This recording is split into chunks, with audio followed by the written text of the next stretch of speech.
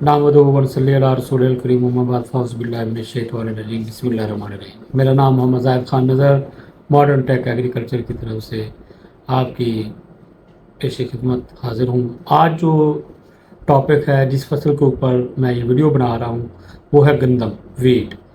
ये mother of crops है। ये ऐसी फसल है जिसको हम सारी क्रॉप्स की मदर इसलिए कहते हैं क्योंकि ना सिर्फ ये बेनिफिट देती है ज़मींदार को, बल्कि ये इसको हर खस आम खाता है। और इसकी पैदावारी टेक्नोलॉजी शेयर करना आपके साथ इंतहाई ज़रूरी था। गंदम की पैदावारी टेक्नोलॉजी से पहले थोड़ा सा इंट्रोडक्शन दे दूँ कि गंदम एक ऐसी फसल है जो क्लाइमेट के ऊपर बहुत डिपेंड करती है। वैसे तो हर फसल ही डिपेंड करती है, लेकिन चूँकि क्लाइमेटिक शिफ्ट की वजह से अगर हम इसको टाइमली सो करें तो ही हमें अच्छी पैदावार दे सकती है, वरना ये अच्छी पैदावार नहीं दे सकती। दूसरे नंबर पर वो ये है कि गंदम की क्या हम वाकई 70 मन पैदावार ले सकते हैं? जी बिल्कुल ले सकते हैं 70। और कई ऐसे ग्रोवर्स, कई ऐसे ज़मींदार पिछले 2 सालों में हमें मिले हैं जिन्होंने 60 से 65 मन ली है। क्लाइमेटिक शिफ्ट की वजह से थोड़ा सा मौसम शिफ्ट हुआ है, जिसकी वजह से सर्दी का जो स्पेल है, ठंड का जो स्पेल है, वो थोड़ा सा एक्सटेंड हुआ है, बढ़ा है। और इसको आखिरी लम्हात में अगर गर्मी ज़्यादा जल्दी पड़ जाए तो ये इसकी पैदावार कम हो जाती है, और अगर गर्मी थोड़ी सी लिंगर ऑन हो, यानी कि मार्च के महीने के बाद शुरू हो, तो इसकी पैदावार में इजाफा हो जाता है। अब हम जो टेक्नोलॉजी शेयर करेंगे आपके साथ, एक है नॉर्मल रूटीन। अगर क्लाइमेट सपोर्ट करता हो और ज़िम्मेदार जो है वो कन्वेंशनल मैनेजमेंट करता हो, जो आम रूटीन की मैनेजमेंट हो उसके ज़रिए करता हो, तो उसकी पैदावार 40 से 45 मन या हद 50 मन तक आ जाती है। अगर हम जो टेक्नोलॉजी शेयर करने वाले हैं, अगर वो टेक्नोलॉजी अच्छे क्लाइमेट, सपोर्टिव क्लाइमेट के अंदर ज़िम्मेदार यूज़ करता है, इस्तेमाल करता है, तो हमें इस बात पे यकीन है और हमने ये तजर्बा किया हुआ है कि आपकी पैदावार 70 मन तक ज़रूर आ सकती है। Sowing time, sowing method. गंदम का जो बेहतरीन टाइम है बिजाई का, वो 1 नवंबर से 20 नवंबर तक है। यहाँ तक जो भी बिजाई करता है उसकी पैदावार मैक्सिमम वो ले सकता है। अगर 20 नवंबर से आगे जाती है बिजाई तो पर डे के हिसाब से हमारी पैदावार में कमी हो जाती है। कुछ लोग 1 नवंबर से पहले भी काश्त कर लेते हैं, अगर तो मौसम फेवर कर जाए, यानी कि अगर गर्मी जल्दी शुरू ना हो तो उनकी पैदावार अच्छी आ सकती है। लेकिन अगर खुदा न खास्ता गर्मी जल्दी शुरू हो जाती है तो जिन लोगों ने अक्टूबर के आखिरी हफ्ते में काश्त की होगी उनकी पैदावार ड्रास्टिकली डिक्रीज़ हो जाएगी, बहुत ज़्यादा डिक्रीज़ हो जाती है, और उनको आखिर में पेस्ट का भी अटैक बड़ा सीवियर आ जाता है। इसका मेथड, इसमें 3 तरह के मेथड होते हैं। अगर कलर वाला रकबा है तो उसके अंदर गपशट का मेथड बहुत अच्छा है। उसमें हम ज़मीन की तैयारी करके छट्टा देकर उसके ऊपर पानी लगा देते हैं। दूसरे नंबर पर जो अच्छे रकबे हैं उसके अंदर हम इसको 2 तरीके से काश्त करते हैं। एक है छट्टे का मेथड और दूसरा है ड्रिल का मेथड। पहले ज़मीन को वतर करके, रौनी करके, उसके बाद ज़मीन की तैयारी सी सुहागा करके छट्टा देकर उसके ऊपर सुहागा फेर देते हैं। या फिर दूसरा तरीका ये है कि हम ड्रिल के ज़रिए काश्त करते हैं और पीछे साथ सुहागा उसके साथ अटैच करके फेर दें। लेकिन आपको ये चीज़ बड़ी हैरानगी होगी कि पाकिस्तान में सबसे ज़्यादा जो पैदावार ज़िला कर रहा है गंदम की, वो है फैसलाबाद, और उसमें 80% जो सोइंग होती है वो ड्रिल के ज़रिए होती है। ड्रिल का कोई नेवल बदल नहीं, इसके ज़रिए अगर हम काश्त करते हैं तो यकीन करें कि हमारी पैदावारी सलाहियत तकरीबन 15 से 20% ज़रूर बढ़ जाती है। उसके बाद आ जाता है कि सीड रेट और सीड की वैरायटीज़। बीज का शरह 50 kg बीज पर एकड़ के हिसाब से आपने इस्तेमाल करना है 20 नवंबर तक। 20 नवंबर से ऑनवर्ड जहाँ तक भी आपकी डिले होती है तो आपने 60 kg सीड जो है, 60 किलो बीज फी एकड़ के हिसाब से इस्तेमाल करना है। उसके बाद आ जाती हैं इसकी वैरायटीज़ में जो मैं अभी जो रिकमेंडेड वैरायटीज़ हैं उनका नाम लेता हूं, फिर उसके बाद जिन वैरायटीज़ ने पिछले साल टॉप परफॉर्म किया वो भी मैं आपको बताता हूं। इसमें दिलकश है, गवर्नमेंट की तरफ से रिकमेंडेड, अरूज है, अकबर है, बखर स्टार है, फ़ख्र बखर है, उजाला है, अनाज है, नवाब 21 है, MH 21 है, सुबहानी 21 है, और last but not least forever green variety Faisalabad 2008 है। अब पिछले साल जिन वैरायटीज़ ने टॉप परफॉर्म किया, जो मेरे पर्सनल एक्सपीरियंस में भी आई थी, जिनको मैंने अपनी सुपरविजन में काश्त भी कराया था, उसमें थी दिलकश, अरूज, अकबर, उजाला, अनाज और बखर। ये वैरायटीज़, इन वैरायटीज़ में टॉप परफॉर्म किया। इन वैरायटीज़ ने पिछले साल 55 मन तक पैदावार कन्वेंशनल मैनेजमेंट से यानी कि ज़िम्मेदारों ने उठाई थी और इन वैरायटीज़ को मैं रिकमेंड करता हूँ। उसके बाद आ जाती है जी फर्टिलाइज़र मैनेजमेंट, कि आप हर सूरत अपनी ज़मीन का, अपनी मिट्टी का तजिया ज़राई लेबॉर्ट्री से कराएं और डिस्ट्रिक्ट लेवल पर, ज़िले की बुनियाद पर हर जगह पर ये लेबॉर्ट्रीज़ मौजूद हैं। अपने पानी का भी सैंपल करवाएं, वो कितनी महरा है, उसके अंदर फास्फोरस कितनी कम है, उसके अंदर नाइट्रोजन कितनी कम है, उसके अंदर पोटैश कितनी कम है, उसके अंदर ऑर्गेनिक मैटर की कितनी कमी है। ये ऐसे ही समझें कि ये ज़मीन का ब्लड टेस्ट होता है, जिसके ज़रिए हमें पता चल जाता है कि ज़मीन के अंदर जरखेज़ी के हवाले से कौन सी बीमारी है। अब फर्टिलाइज़र के 2 प्लान्स मैंने बनाए हैं। एक तो है 60 से 70 मन पैदावार लेने के लिए, थोड़ा सा वो एक्सपेंसिव है, लेकिन मैं एश्योर करता हूँ कि इसको मैंने प्रैक्टिकली एग्जामिन किया है। प्रैक्टिकली हमने एक्सपेरिमेंट्स किए हैं, जिसमें हमने मतलब बदतरीन हालात में जब आम ज़मींदार की 30 से 35 मन पैदावार आ रही थी, तो उस वक्त भी इन फर्टिलाइज़र की मदद से, जो फर्टिलाइज़र प्लान में देने जा रहा हूँ, उस वक्त भी हमारी 45 से 50 मन पैदावार आई थी। और जिस वक्त 45 से 50 मन पैदावार आम ज़मींदार की आती है, तो ये प्लान आप यकीन करें 60 से 70 मन ज़रूर देगा। तो फर्टिलाइज़र गंदम के अंदर 2 तरीके से हमने अप्लाई करना है, एक है बिजाई के वक्त और एक है पहले पानी पे। और पहले पानी पे हमने इसका फर्टिलाइज़र मुकम्मल करना है।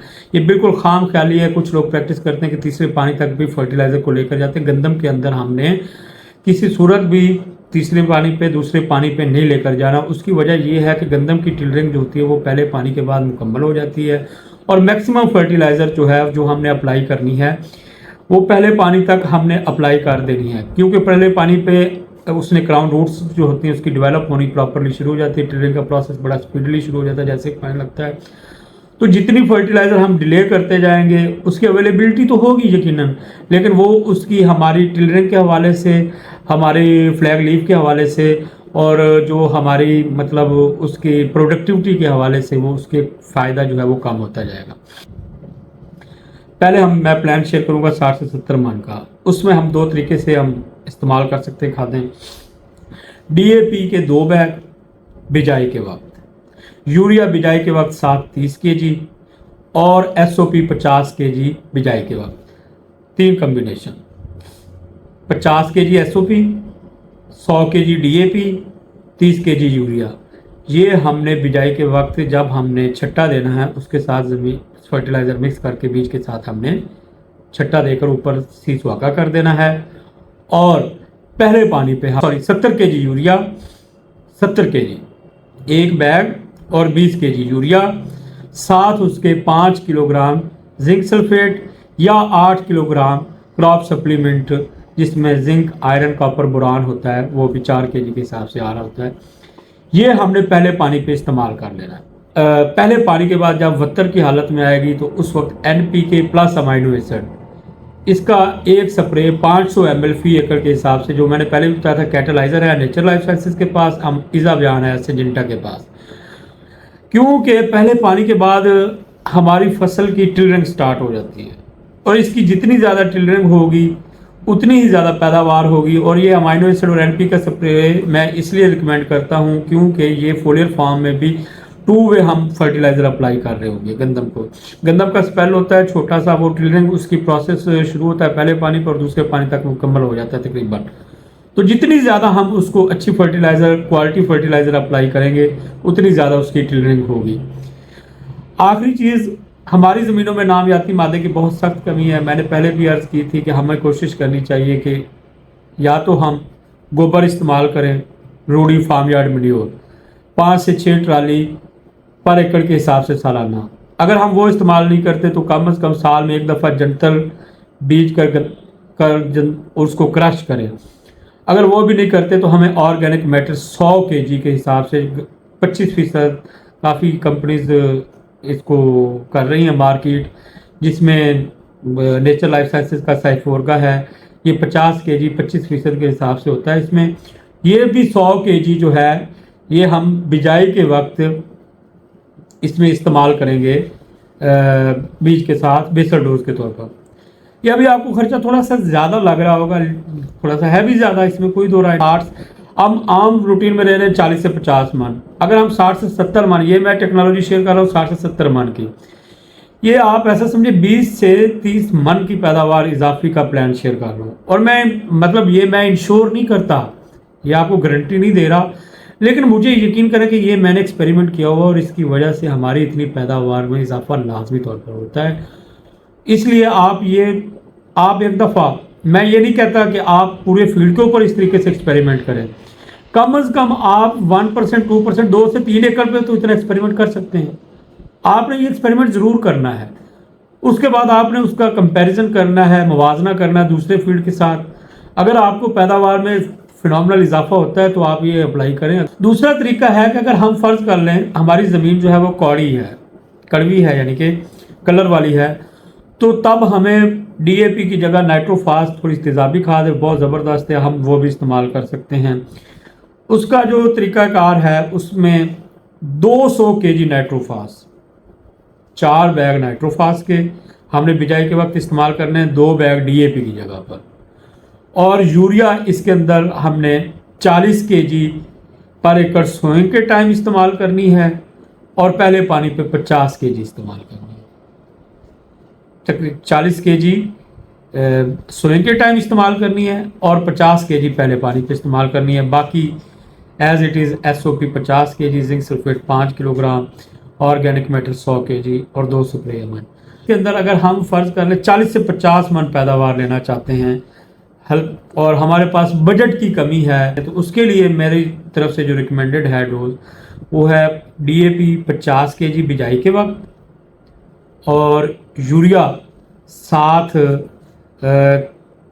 40 kg यूरिया DAP के साथ, 25 kg SOP और 50 kg organic matter. 50 kg DAP, 25 kg SOP, 50 kg organic matter और 40 kg यूरिया, ये हमने बिजाई के वक्त और पहले पानी पे 50 kg एक बैग यूरिया का और साथ 5 kg अपना जिंक सल्फेट हमने इस्तेमाल करनी है। उसके बाद पहले पानी पे हमने अमाइनो एसिड प्लस NPK का स्प्रे करना है, और बूटिंग स्टेज पर जब गब्बे पे आए गोब की हालत में उसको दूसरा स्प्रे करना है। ये है 40 से 50 मन पैदावार लेने के लिए। ये दोनों मेथड आपके सामने हैं, आपको जो बेहतर लगता है वो आप अप्लाई करें। उसके बाद अगला सेगमेंट है हमारी वीड्स मैनेजमेंट। आप ये यकीन करेंगे कि हमारी 40 से 50 मन तक पैदावार का पोटेंशियल जो है वो वीड्स की वजह से, जड़ी बूटियों की वजह से कम हो जाता है। इसलिए ये हर सूरत लाजमी है कि आपने किसी सूरत भी इसको इग्नोर नहीं करना। थोड़ी सी भी वीड्स हैं, चाहे अगर आप समझते हैं कि हमारी फसल में 10 से 15% वीड्स हैं, स्प्रे करने की ज़रूरत नहीं है, आपने तब भी करना है, क्योंकि एक तो ये वक्ती तौर पर फर्टिलाइज़र का नुकसान तो करती हैं, साथ ये बीमारियों का मुअज्जब भी बनती है, प्लस ये बीज पैदा करती हैं जहाँ पर 10 से 15% जड़ी बूटियाँ होगी जिस खेत में, वो अगले साल 40 से 50% तक चली जाएंगी। इसलिए हम जो वीडीसाइड इसके ऊपर अप्लाई करते हैं, इनकी मैनेजमेंट करते हैं, उसका मकसद सिर्फ ये नहीं होता कि मौजूदा फसल के अंदर हम उसको ख़त्म कर रहे हैं जड़ी बूटियों को, बल्कि आने वाली फसल के अंदर भी ख़त्म करने के लिए ये बंदोबस्त कर रहे हैं। तो जब पहला पानी हम लगाएंगे, पहले पानी के बाद तर हालत में हम जड़ी बूटियों का स्प्रे करेंगे। 2 तरह की जड़ी बूटियाँ होती हैं, एक होती हैं नोकीले पत्ते वाली जिसमें दुम्बी सिट्टी, जंगली जई और जौ। इसके अंदर गंदम के अंदर जौ भी जड़ी बूटी है, वैसे तो जौ एक फसल है लेकिन गंदम के अंदर जौ भी जड़ी बूटी है। दूसरी सेगमेंट होता है चौड़े पत्ते की जड़ी बूटियाँ। चौड़े पत्ते में आ जाती है मटरी, लेली, ले, जंगली पालक, बाथू, सिंजी, मैना, प्याजी। इसमें भी 2 तरह की हैं, कुछ हैं जो रेजिस्टेंट हैं, कुछ जो हैं वो सख्त जान हैं। सख्त जान में आती है मटरी, लेली, ले, जंगली पालक, सिंजी, ये सख्त जान में, और प्याजी ये सख्त जान में आती है। चौड़े पत्ते के लिए जो बहुत अच्छे मतलब मार्केट में एक्टिव इंग्रेडिएंट हैं, fluroxypyr plus MCPA, florasulam plus MCPA, bromoxynil plus MCPA, ये पहले आता था अब ख़त्म हो गया है, ट्राइबिनोरान प्लस मेटसल्फ्यूरान। ये कम्बिनेशन जो मैंने बताया ये सख्त से सख्त जड़ी बूटी के लिए भी हैं, और मतलब जितनी भी चौड़े पत्ते वाली जड़ी बूटी है उनका बेहतरीन सोल्यूशन है। नोकीले पत्ते के लिए क्लोडिनोफॉप, सल्फोसल्फ्यूरान पिनॉक्साडीन, ये सिजेंटा का है एक्सियल के नाम से। ये 3 कम्बिनेशन है।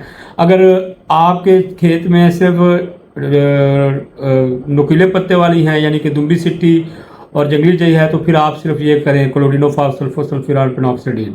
अगर सिर्फ चौड़े पत्ते हैं तो उसके लिए फ्लोरोक्सीपायर प्लस एमसीपीए, फ्लोरासलाम प्लस एमसीपीए, ट्राइबिनोरान प्लस मेटसल्फिरान। और अगर ये दोनों हैं तो इन दोनों को मिक्स करके भी कर सकते हैं। प्लस अगर आप एक ही स्प्रे करना चाहते हैं, मार्केट में पिछले साल से 2-3 सालों से कुछ ऐसे स्प्रे भी आ गए हैं जो दोनों को इकट्ठा ही ख़त्म करते हैं और वो बड़े ज़बरदस्त हैं, जिसमें है फ्लोरोक्सीपायर प्लस मीजोसल्फ्यूरान प्लस एमसीपीए, फ्लोरासलाम प्लस मीजोसल्फ्यूरान प्लस आइडोसल्फ्यूरान। ये 3 कम्बिनेशन मार्केट में है। ये बेहतरीन, ये ट्राई अल्ट्रा के नाम से, सांगा के नाम से, ये बहुत ज़बरदस्त हैं। ये दोनों चीज़ों को कंट्रोल करते हैं, ब्रॉड लीव्स को भी और नैरो लीव्स को भी। ये वीडीसाइड्स का स्प्रे आपने लाजमी तौर पर करना है ताकि हम अच्छी पैदावार ले सकें। इसके अलावा वीडीसाइड के स्प्रे की वजह से थोड़ी सी स्ट्रेस आती है जिसकी वजह से टिलरिंग में इजाफा भी होता है। इसके बाद है जी एग्रोनॉमिक प्रैक्टिसेस, जिसमें मेनली इरीगेशन आती हैं। आबपाशी गंदम 4 पानी लेती है, लेकिन ये मतलब साइंटिफिकली है कि अगर 4 पानी में से ज़िम्मेदार के पास सिर्फ 1 पानी मुयस्सर हो तो उसे कौन सा पानी लगाना चाहिए। तो वो सबसे अहम बात है कि सबसे पहला पानी जो होता है वो सबसे अहम होता है। अगर पहला पानी हम टाइमली ना लगाएं, अगर या लेट कर दें या ना लगाएं, तो उसकी वजह से क्राउन रूट्स नहीं बनती, जिसकी वजह से टिलरिंग नहीं होती। टिलरिंग ना होने की वजह से जल्दी गंदम जो है वो नाड़े चढ़ जाती है, जिसे कहते हैं सिंगल स्टिक होकर खड़ी हो जाती है। इसलिए पहला पानी 25 से 30 दिन के बाद हर सूरत आप लगा दें। इस चीज़ का इंतज़ार नहीं करना कि हमें महसूस हो कि गंदम पानी लेती है नहीं लेती, जो मर्जी है। 25 से 30 दिन के बाद आपने हर सूरत पहला पानी लगा देना है। ये सबसे अहम है क्योंकि क्राउन रूट्स होती हैं जो इसकी मेन प्लेयर होती हैं, उन्होंने ही सारा काम करना होता है, उन्होंने टिलर्स को प्रोड्यूस करने होते हैं, उन्होंने ही नीचे जो है वो रूट का राइजोस्फीयर डेवलप करना होता है। इसके बाद 4 हफ्ते के इंटरवल के साथ आपने हर पानी लगाते जाना है, यानी कि तकरीबन आप ये समझ लें 20-25 दिन के वक्फे के बाद आपने 4 पानी मुकम्मल कर लेना है। उसके बाद है पेस्ट मैनेजमेंट। गंदम के ऊपर 2 तरह के पेस्ट अटैक करते हैं। एक फंगल होता है, फंगस की वजह से रस्ट एंड स्मट अटैक करती है, और दूसरा होता है इंसेक्ट जो एफिड होता है, तेला जिसे कहते हैं, गंदम के ऊपर सुस्त तेला एंड पे अटैक करता है। ये बहुत मूजी मर्ज हो गए हैं। ये तकरीबन 4 से 5 साल के अंदर इन्होंने बहुत ज़्यादा अटैक शुरू किया है। गंदम की वैरायटीज़ रेजिस्टेंट भी हैं, लेकिन फिर भी क्लाइमेटिक स्ट्रेस की वजह से रात को अगर नमी ज़्यादा हो तो फंगस जो है वो लाजमी तौर पर अटैक करती है। दिन और रात के टेम्परेचर में अगर फ़र्क हो तो फंगस रस्ट और स्मट का अटैक होता है। रस्ट और स्मट के लिए टेबुकोनाजोल, डाइफिनाकोनाजोल, एजॉक्सिस्ट्रोबिन, ट्राइफ्लॉक्सिस्ट्रोबिन, माइक्लोब्यूटेनल, प्रोपिकोनाजोल, इन कम्बिनेशन में कोई भी प्रोडक्ट मार्केट में अवेलेबल हो वो ज़बरदस्त कंट्रोल करती है। एफर्ट के लिए डाइनोटिफ्यूरान, बाइफेंथ्रीन, पाइमेट्रोजिन, थायमेथोक्सम, नाइट्रन पायरम, अमीडाक्लोप्रिड, इनमें जो भी प्रोडक्ट आपको अवेलेबल हो एफर्ट के लिए स्प्रे कर दें। रस्ट स्मार्ट एंड एफर्ट की वजह से आपकी पैदावार तकरीबन 25 से 30% तक कम हो जाती है, और कई जगह पर तो स्मार्ट जो है वो इतनी ख़तरनाक है वो गंदम का सिट्टा जला देती है और पूरा का पूरा फील्ड जो है वो सारा का सारी सत्यानाश कर देती है। इसके हवाले ये हमारी गंदम के हवाले से प्रेजेंटेशन पैदावारी टेक्नोलॉजी मुकम्मल हो गई जी। कोई भी सवाल हो आप कमेंट सेक्शन में लाजमी पूछिएगा। ये वीडियो हम बड़ी मेहनत से बनाते हैं, बड़ी रिसर्च तहकीक करके, बहुत ज़्यादा इसके ऊपर वर्क होता है। तो ये आप ये समझे कि ये एक तरह का रिसर्च पेपर ही होता है। तो आप काइंडली लाजमी तौर पर हमारी वीडियो मुकम्मल तौर पर देखें, हमारे चैनल को सब्सक्राइब करें, हमारी वीडियो शेयर करें ताकि मैक्सिमम लोगों तक ये वीडियो जाए और वो अपनी गंदम की पैदावार में इजाफा कर सकें। थैंक यू, जज़ाकल्लाह।